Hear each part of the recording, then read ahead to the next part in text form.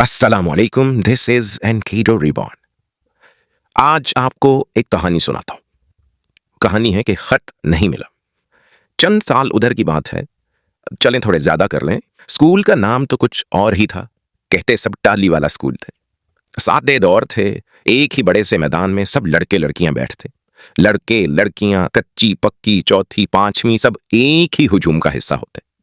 और इत्तेफाक से स्कूल में उस्ताद भी एक ही थे, तो फिर जमातों की तफरीक कहां से आती। कोई तख्ती लिख रहा होता तो कोई स्लेट पर लकीरें खींच रही होती। उधर से एक टोली अलिफ मद्दा आ से अम गा रही होती, और एक हजूम एक था लड़का नूर नजीर पर सुरे मार रहा होता। ये वो जमाना था जब 8-10 साल का बच्चा कच्ची जमात में जाकर बैठता था। प्राइमरी गुजरते गुजरते अक्सर की दाढ़ियां फूटना शुरू हो जाती थी। हम चौथी में थे तो रफ्ता रफ्ता एहसास होना शुरू हुआ कि गारे और कीचड़ के बने दांद यानी बैल और प्लास्टिक के ट्रैक्टर ट्रॉली से ज्यादा जाज़बे नजर तो किसी लड़की का दुपट्टा हुआ करता है। सजरी सोई हुई भैंस की कट्टी जितनी भी दिल को भा जाए, पांचवी जमात की पीनों का मुकाबला नहीं कर सकती। नखरा हमारी खोती भी बहुत करती थी, लेकिन तीसरी जमात की गुट्ठी के नखरे के तो क्या कहने। तो बस मुख्तसर ये कि प्यार हो गया। जिससे प्यार हुआ उसका नाम गुलाबो था। वो हमसे एक दर्जा आगे यानी पांचवी जमात में थी। पहला पहला प्यार था, समझ थी नहीं कि अब इस प्यार का करना क्या होता है। उस वक्त जितनी समझबूझ आ चुकी थी उसी पर अमल किया। रेडियो के साथ साथ टेप आ चुकी थी। नूरजहान की कैसेट लगाई जाती, तब तक टेप की आवाज फुल छोड़ दी जाती जब तक घर में से किसी बड़े से 2 लित्तर न पड़ जाते। सुरमा हफ्तावार लगाया जाता, तेल से सर इतना चौपड़ लिया जाता कि गर्दन से लकीरें बहती हुई महसूस हो। उन बहती हुई लकीरों पर फिर पिट पाउडर का आधा डब्बा गर्दन में उल्टाया जाता। गाची वाले साबुन यानी लाइफ बॉय से नहाना भी शुरू कर दिया।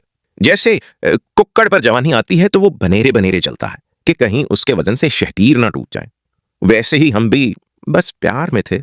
अब गुलाबों का नक्शा बयान करने से तो रहा हद अदब से बाहर है। बस गुलाबो गुलाबो थी।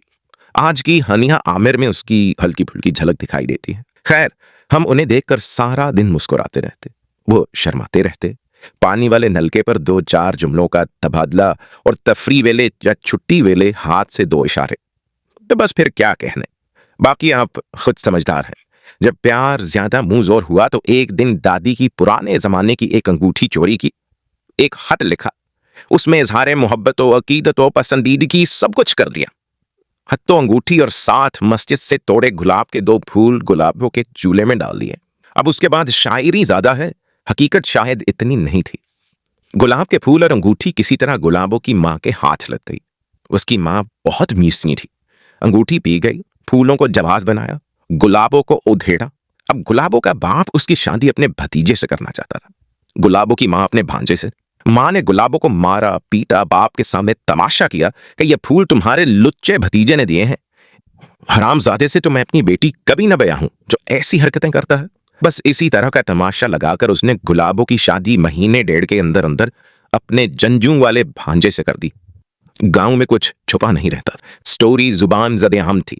हमने सुरमा छोड़ा, तेल चौपड़ना भी छोड़ा, नूरजहान की केस तोड़ दी। रेडियो पर नातिया मुशायरे सुना करते, नमाज पंजगाना पहली सफ में, और अल्लाह मियाँ से दुआ बस यही करते, या अल्लाह इस नेक के खत का पर्दा रखना, क्योंकि खत के नीचे दिल और तीर के निशान के साथ अपना खूबसूरत सा नाम जल्ली हरूफ में दर्ज था।